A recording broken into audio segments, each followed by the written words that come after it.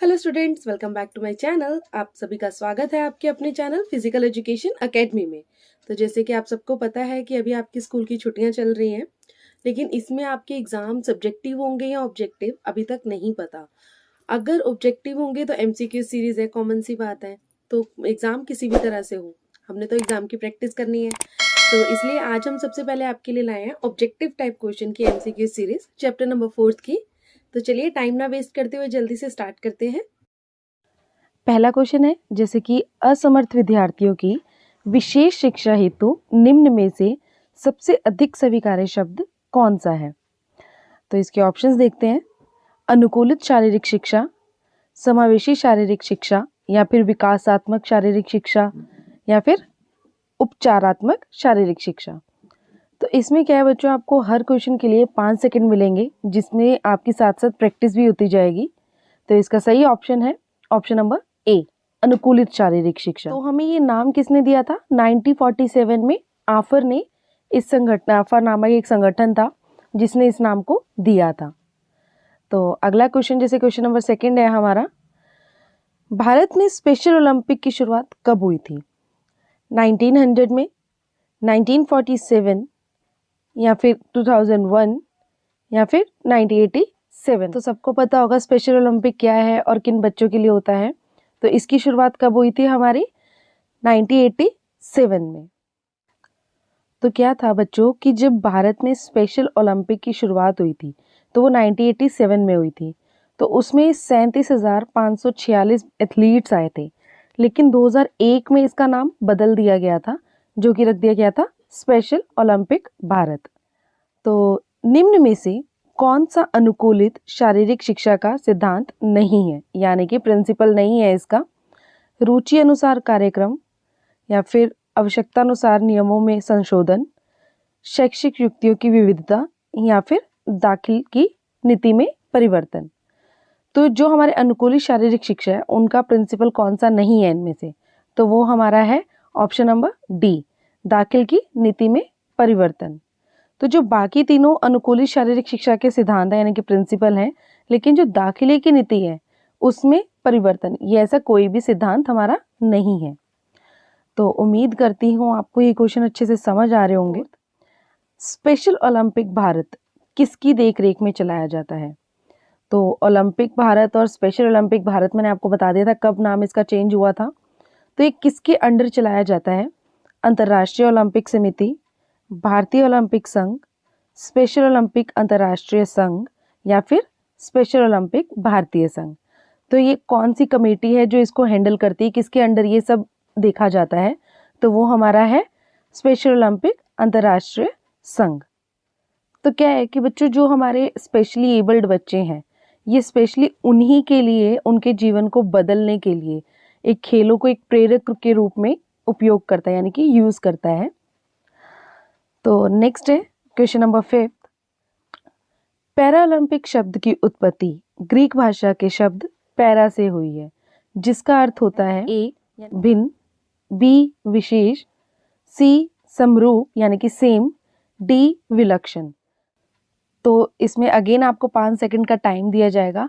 तो इसमें आपको नई चीजें सीखने को मिल रही है। हमारा जो ओलंपिक है और पैरा ओलंपिक है, पैरा ओलंपिक के आंदोलन की समरूपता को भी दर्शाता है। 6 क्वेश्चन है हमारा, पैरा ओलंपिक खेलों का जनक किसे माना जाता है? Doctor Ludwig Guttmann, George Eyser, Pierre Coubertin, या फिर जैक्स रोगे। तो जिन्होंने हमारी वीडियोस देखी हैं उन्हें तो पता होंगे कि इनके फादर कौन है। तो इनके फादर हैं हमारे option number A, doctor Ludwig Guttmann. तो जो डॉक्टर लुडविग गटमैन है, इन्होंने 29 जुलाई 1948 को लंदन में ओलंपिक खेलों की शुरुआत के दिन में जो सबसे पहली बार व्हीलचेयर वाले जो एथलीट्स थे उनके लिए कॉम्पिटिशन्स ऑर्गेनाइज करवाया था। तो क्वेश्चन नंबर 7 देखते हैं, स्पिरिट इन मोशन किस ओलंपिक खेलों का उद्देश्य है? विशेष ओलंपिक भारत, डेफ ओलंपिक्स, ग्रीष्म ओलंपिक्स, या फिर पैरा ओलंपिक्स। तो स्पिरिट इन मोशन का मतलब क्या है और ये किस ओलंपिक के लिए यूज होता है? तो जो स्पिरिट इन मोशन है वो हमारा पैरा ओलंपिक्स का उद्देश्य है। क्या हुआ था कि जो पैरा ओलंपिक्स का मुख्य उद्देश्य, जैसे मैंने आपको बताया, स्पिरिट इन मोशन है, तो जो लाल, नीला और हरा रंग है ये ऑलमोस्ट सब फ्लैग्स में होता है, मतलब होता है। तो पैरा ओलंपिक खेलों के प्रतीक चिन्ह के रूप में भी इसे अपना लिया गया है, मतलब कि अपनाया गया है। तो क्वेश्चन नंबर 8 देख लेते हैं।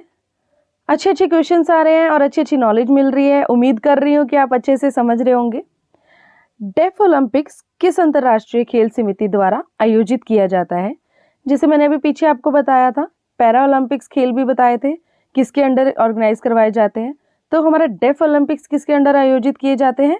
स्पेशल ओलंपिक अंतर्राष्ट्रीय संघ, या फिर अंतर्राष्ट्रीय ओलंपिक संघ, अंतर्राष्ट्रीय पैरा ओलंपिक समिति, या फिर इनमें से कोई नहीं। तो स्पेशल ओलंपिक अंतर्राष्ट्रीय संघ तो मैंने बताया था किसके लिए है, स्पेशल ओलंपिक भारत के लिए। तो हमारा डेफ ओलंपिक्स किसके लिए, किसके अंडर किए जाता है? अंतर्राष्ट्रीय ओलंपिक संघ के अंडर, यानी कि ये खेल जो है हमारे ICSD के द्वारा आयोजित किए जाते हैं।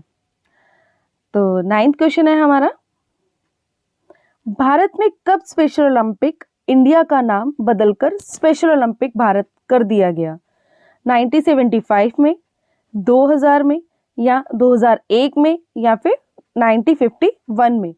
तो क्वेश्चन नंबर 1 ही था जिसमें मैंने आपको बताया था कि कब इसका नाम चेंज किया गया था, लेकिन वहाँ क्वेश्चन कुछ और था। हमारा 2001 में चेंज किया गया था। जैसे मैंने फर्स्ट क्वेश्चन में आपको बताया था कि जब पहली बार ओलंपिक हुए थे, ये स्पेशल ओलंपिक हुए थे हमारे, तो ये 1987 में हुए थे, जिसमें हमारे 37,546 एथलीट्स आए थे।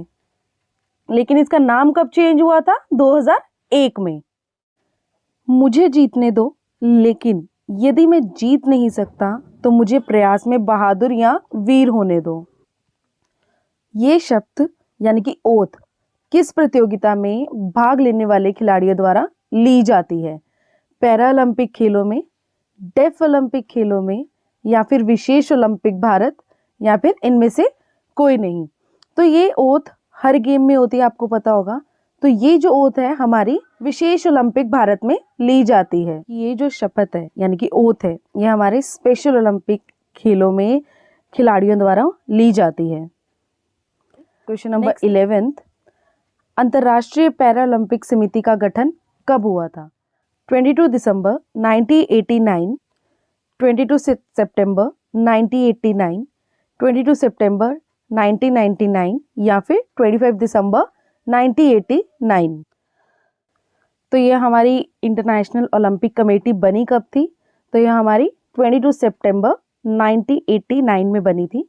तो ये बनी कहाँ थी? जर्मनी में बनी थी। 1988 में सियोल के जो समर ओलंपिक हुए थे, और 1992 में फ्रांस में जो विंटर ओलंपिक्स हुए थे, उनका आयोजन किया गया था। नेक्स्ट है क्वेश्चन नंबर 12, पैरा ओलंपिक खेल के झंडे में यानी कि इसके फ्लैग में कितने रंग होते हैं? रंगों का मुख्य रूप से स्थान दिया गया है।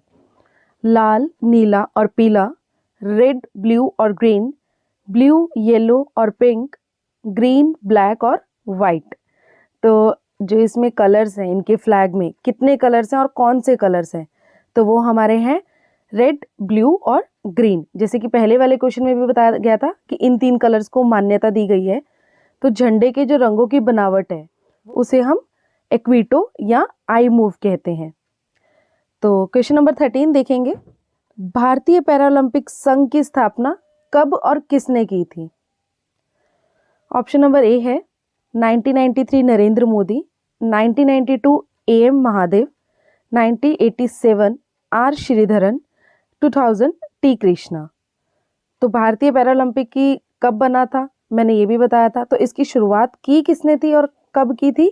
वो हमारे 1992 M महादेव ने की थी। तो जो हमारा भारतीय पैरालंपिक कमेटी है वो एक गैर पक्षपाती यानी कि बिना पार्शियलिटी के, अपना बिना प्रॉफिट देखे इन बच्चों के लिए काम करती है। डेफ ओलंपिक खेलों का आदर्श वाक्य क्या है? A spirit in motion, B citius altius fortius, या ऑप्शन नंबर सी खेलों के द्वारा समानता, या फिर ऑप्शन नंबर डी अंतरराष्ट्रीय साइलेंट गेम्स। तो जो हमारा डेफ ओलंपिक का आदर्श वाक्य जिसे हम बोल सकते हैं वो हमारा है खेलों के द्वारा समानता, जैसे मैंने पहले भी बताया था आपको। तो जो हमारे खेलों में समानता है उसे हम प्रिल्यूडोस एक्वाटीज को डेफ ओलंपिक का आदर्श वाक्य कहा जाता है? अगला क्वेश्चन है हमारा लास्ट, क्वेश्चन नंबर 15। एक वॉक चिकित्सक CWSN की किस क्रिया में सहायता करता है?